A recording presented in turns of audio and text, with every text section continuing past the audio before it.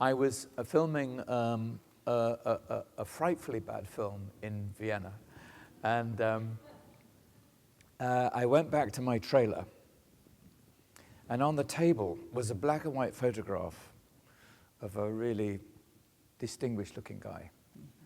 And I said to my assistant at the time, he was called Brookie, I said, Brookie, this photograph has been placed on my trailer, and on the back of it, it says, you must meet this man. I was filming in Vienna. And Brooke said, that's Simon Wiesenthal. And that was a year before I met him. I still, to this day, do not know how that photograph arrived in my trailer, but there it was. Well, I had occasion to meet Simon, and that was extraordinary, because I met him in Vienna, and I went to his office in Vienna, where he waved at the documents on the walls of his archives and said, "This is blood turned to ink."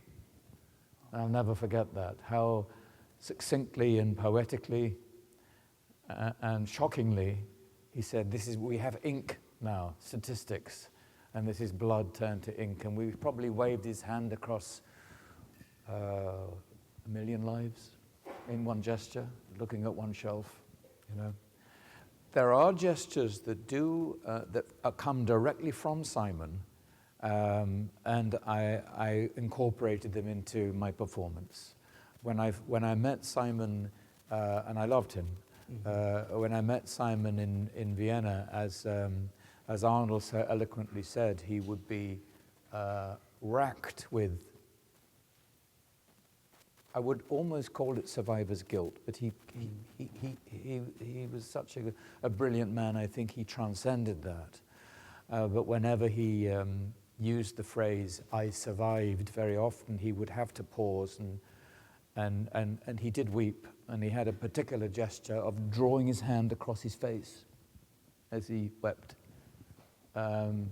which was something that I found so beautiful and so articulate that I dared to incorporate it into my own performance. And there were other gestures of his too, and wonderful hand gestures and arm gestures to try and, with his body language, and he was a magnificent man, with his body language, try and make the incomprehensible comprehensible.